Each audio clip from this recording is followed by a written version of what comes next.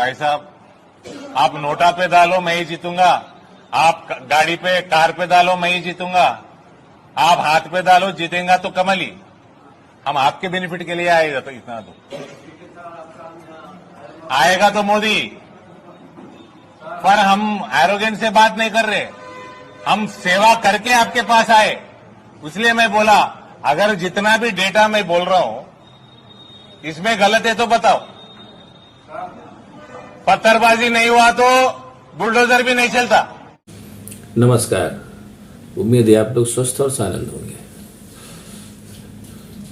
आज बड़ा हल्ला मचा हुआ है कि निजामाबाद तेलंगाना से बीजेपी के सांसद हैं डी अरविंद। उन्होंने कहा कि वोट कहीं भी डालो, कांग्रेस में डालो, किसी भी पार्टी में डालो, चाहे नोटा पे डालो, आएगा भाजपा में ही। इसको लेकर के बड़ा शोर मचा हुआ है कि ईवीएम में इतनी गड़बड़ी है, इस वजह से ही ऐसा है। और इस बात की पब्लिक स्वीकारोक्ति डी अरविंद ने खुद ही कर लिया। इसी सिलसिले में जब बात आगे बढ़ी तो लोगों ने कहा कि जाहिर निश्चित रूप से ईवीएम में गड़बड़ है। तभी प्रधानमंत्री ने भी अपने भाषण में कहा कि अगली बार भी आऊँगा तो मैं ही, और इसी लाल किले से मैं ही भाषण दूंगा। ये भी, इसका भी लोगों ने कोट किया। अब बात को आगे बढ़ाने के पहले मैं आपको दो बातें बताऊंगा जो मेरा व्यक्तिगत अनुभव है, फिर उसके बाद आगे करेंगे। क्योंकि एक ऐसा विषय है कि इस पे बहुत विषय चर्चा लगातार होती रहती है, और कहीं ना कहीं ये भी फैक्ट है कि लोगों के दिमाग में संदेह घर कर गया है कि कहीं न कहीं ईवीएम में गड़बड़ी है, जिसके चलते भारतीय जनता पार्टी जीत रही है। अब ये संदेह है या वास्तविकता पता नहीं, लेकिन बहरहाल ये संदेह बहुत घनीभूत रूप से लोगों के दिमाग में है। अब मैं आपको वही बताऊंगा, अपनी पर्सनल बताऊंगा, उसके बाद फिर आगे की चर्चा करूंगा। ये बात करीब 25 साल पहले की है। तब मैं बनारस हिंदुस्तान में सीनियर करेस्पॉन्डेंट था और भारतीय जनता पार्टी को मैं कवर करता था। तो उस समय क्या होता था कि भारतीय जनता पार्टी जब दफ्तर में जाओ तो एक उनका अलग से आईटी सेल था जो तब भी था। अब तो खैर बहुत आक्रामक हो गया, लेकिन उस समय वो तब भी काम करता था, जबकि कंप्यूटर एक तरीके से नया नया ही आया था। मतलब बहुत कंप्यूटर को साधारणीकरण हुए बहुत देर नहीं हुआ था। और वो लड़के बैठ करके तमाम तरीके के आंकड़े बनाते रहते थे। उन आंकड़ों में भी था कि किस किस क्षेत्र में कितने कम वोटों के अंतर से हार जीत हो सकती है, इस तरीके के वो बनाते रहते। और उनके पास सारे ही आंकड़ों की बहुत ही, मतलब आप समझ लीजिए कि फुल प्रूफ जानकारी रहती थी, हर लिहाज से ये मान के चलिए आप। और चूंकि उस समय भारतीय जनता पार्टी बहुत बड़ी पार्टी नहीं थी, छोटी सी पार्टी थी, तो इसलिए हम पत्रकार लोग भी जो थे, वो जो आंकड़े हम लोग को नहीं मिल पाते थे, हम लोग वहाँ जाते थे, वो दे देते थे। इतनी भलमनसी तब तक थी, अब पता नहीं क्या है, मुझे नहीं मालूम। अब तो खैर आईटी सेल का जो तमाम जानकारियाँ आ रही है तो खैर बहुत ही भयानक बहरा। और दूसरा एक घटना हुई थी कि मैं वहीं बनारस में एक भारतीय जनता पार्टी का एक अधिवेशन हुआ था जिसको संघ ऑर्गेनाइज कर रहा था। तो भाजपा जो भी कवर करते थे तो हम लोग भी गए, और हमने, अच्छा मुझे अंदाज़ा नहीं था कि ये क्या इसके बारे में हो, तो मैंने सोचा कि जैसे सारी चीज़ों को कवर करना है वैसे इसको भी कवर करना है। तो वो जहाँ मीटिंग हो रही थी वहाँ पर मैं जाकर के अंदर बैठ गया। तो तब तक संघ के कार्यकर्ता है, उन्होंने बड़ी, हालांकि ये काम बड़ी विनम्रता से उन्होंने किया, ये कहना पड़ेगा। वो कहा कि साहब नहीं, बाहर के लोग नहीं, डाउट है। तो अरे मैं कहा भाई हम तो कवर करते हैं हर चीज़, तो आप इसलिए आ गए। तो उस कार्यकर्ता ने कहा भी कि साहब ये मीटिंग जो है चूँकि संघ ऑर्गेनाइज कर रहा है इसलिए कवर करने की इजाज़त नहीं है, भाजपा की होती तो हमें कोई दिक्कत नहीं। खैर मैं भी कुछ नहीं बोला, उठ के चला आया। उसके बाद से लगातार जो लंबे समय तक ये अरसा बीता, और क्योंकि तब चूँकि वो भारतीय जनता पार्टी के पूरे मतलब पर पूरी तरीके से नहीं निकले थे और तमाम तरीके, लेकिन अब जो है वो इस बार का जो 10 साल का शासन था वो पूरी तरीके से दिखाई देने लगे। और यहीं पर मुझे एक बात और याद आ रही है, उसके बाद मैं आगे की बात बताऊंगा कि गोविंदाचार्य ने कहा था कि अटल बिहारी वाजपेयी जो है दरअसल मुखौटा है, और उस पर लोग लेकर के उसमें बड़ा हल्ला मचा था। अब इतने अरसे बाद मुझे लग रहा है कि ये बात सही थी। भारतीय जनता पार्टी ने क्रमशः अपने आप को बढ़ाया है, और पहले उसने उदार चेहरा सामने दिखाया था कि पहले अटल बिहारी वाजपेयी का उदार चेहरा सामने आया, हालांकि उस उदार चेहरे ने भी अपना काम कर दिया, जाते जाते पेंशन खत्म कर गया। और उस उदार चेहरे के बाद जो है वो फिर अपने नरेंद्र मोदी का, जो भारतीय जनता पार्टी का और संघ का जो रियल फेस है वो सामने आ गया। अब बात उसकी करते हैं, क्या नाम है, जो आज अरविंद जी ने अपनी बात कही कि वो वोट कहीं भी डालो आएगा हमारे पास। अब इसमें एक बात और आती है कि ये जो उन्होंने कहा उस बात का कोई साइंटिफिक आधार नहीं है, लेकिन एक चूंकि वो भी कह रहे हैं और साथ ही साथ उसके पहले प्रधानमंत्री भी कह चुके हैं कि अगली बार भी मैं ही आकर के कहूँगा, तो इससे प्रथम दृष्टिया ये बात होती कि कहीं न कहीं कुछ न कुछ गड़बड़ है। और अब ये गड़बड़ क्या है, इस पे मैं विवेचना करूंगा जितनी मेरी थोड़ी सी बुद्धि है।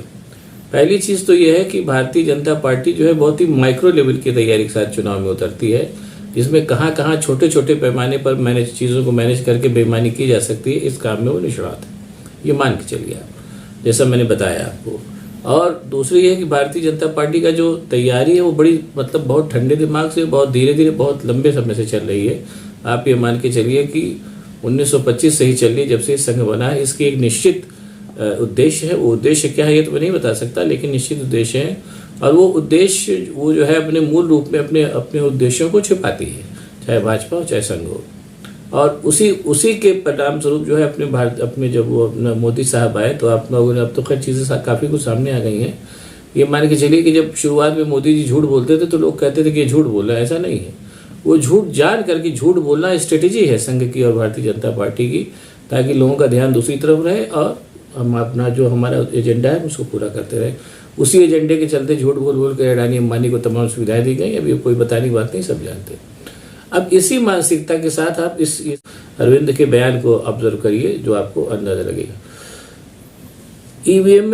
ईवीएम की बेईमानियों को लेकर के तरह तरह की बातें होती रही हैं, उसको लेकर तरह तरह के प्रयोग भी होते रहे हैं। और जैसे ये भी तमाम बातें भी होती है कि वीवीपैट को दिखाना चाहिए, वो लोग नहीं दिखाते, ये सब सारी बातें हैं। चलिए ठीक है, चूंकि ये साइंटिफिकली और क्या टेक्निकली नहीं प्रूव हो पाई है, इसलिए इसको नहीं भी मानते हैं। लेकिन एक चीज़ तो सामने आती है कि जो माइक्रो लेवल की बेईमानियां जो हो रही हैं, जिस पे अदरवाइज लोगों का ध्यान चला जाए, वो ध्यान शायद इसलिए भी नहीं जाता कि लोग ये मान के बैठे हैं कि भाई जो क्या नाम है, ये ईवीएम में बेईमानी हो रही है, उसके चलते जो है अब लोग वोट ही डालने नहीं निकल रहे, या जो लोग वोट डाल रहे हैं वो भी मान के चल रहे हैं कि भाई अब क्या किया जा सकता है, जो है सो वही। लेकिन कहीं ना कहीं ईवीएम के बारे में जो तमाम तरीके की चर्चा फैलाई गई है, उसके चलते उसकी आड़ में ये काम तो करना है, बहुत ही आसान है कि जो छोटी छोटी माइक्रो लेवल की बेईमानियां हैं उसको करके चुनाव जीता जा सकता है। और इसके दो एग्जाम्पल भी हैं जिसका लोग जिक्र करते हैं अमूमन, कि अभी पिछले बार भारतीय जनता पार्टी और कांग्रेस में जो मध्य प्रदेश में और राजस्थान में जो चुनाव हुआ, उसमें जीत हार का अंतर जो था बहुत ही थोड़े वोटों से था, और तमाम जगहों पर भाजपा बहुत ही थोड़े वोटों के अंतर से जीती, ये बात है। तो मुझे ऐसा लग रहा है, हालांकि मेरे पास भी इसको साबित करने के लिए कोई तर्क नहीं है, लेकिन जो तैयारी मैंने देखी उस तैयारी के हिसाब से कहा जा सकता है कि ईवीएम की आड़ में बेईमानी ईवीएम में हो रही, लेकिन बेईमानी कहीं ना कहीं ईवीएम की आड़ में बहुत छोटे पैमाने पर की जा रही, जिसके लोगों का ध्यान नहीं जा रहा है। ईवीएम में भी बेईमानी हो सकती है, ऐसा नहीं है, क्योंकि किसी ने कहा था कि जो चीज़ इलेक्ट्रॉनिक आइटम है उसको कहीं से भी मैनेज किया जा सकता है, और इस बात में दम भी है। अब वो हो रहा है या नहीं हो रहा है तो मैं नहीं कह सकता, लेकिन ये बात टेक्निकल जानकार कहते हैं कि अगर कोई चीज़ मैकेनिक से चल रही है तो वो चीज़ कंट्रोल की जा सकती है। और जैसा मैंने कहा कि चूंकि एक राष्ट्रीय स्वयंसेवक संघ और भाजपा एक ऐसी पार्टी है जो अपनी चीज़ों को छिपाती है अपने उद्देश्यों की पूर्ति के लिए, तो ये भी हो सकता है कि जो माइक्रो लेवल की बेईमानियां हो रही हैं, जो अब धीरे धीरे खुल के भी सामने आने लगी हैं, ये भी हो सकता है कि माइक्रो लेवल की बेईमानियां हो रही हैं जिसको ईवीएम के शोर में कहीं ना कहीं लोगों का ध्यान नहीं जा रहा है और वो दबे दबे होती जा रही हैं।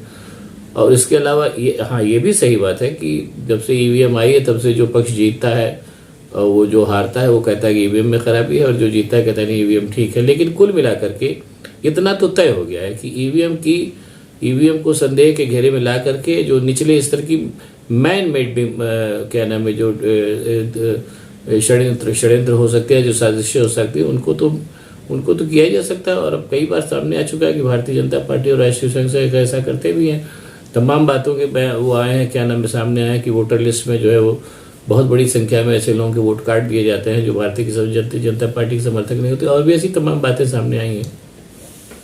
इसलिए ये कहने में ईवीएम में खराबी हो या ना हो, लेकिन ये कहने में कोई कोई वो नहीं होना चाहिए कि चुनाव के प्रबंधन में और चुनाव के आयोजन में जितनी संभव बेईमानियां भारतीय जनता पार्टी और संघ कर रहा है, उतनी संभव बेईमानियां और कभी किसी ने की बेईमानियां हमेशा सूखती रही हैं। ऐसा नहीं है कि सबके सब दूध के धुले थे, लेकिन जितने बड़े पैमाने पे जो बेईमानी इस समय हो रही है या धांधली इस समय हो रही है, उसको जो है वो कहीं ना कहीं अगर निष्पक्ष जांच हो तो सामने आ जाएगा, जो होनी नहीं है।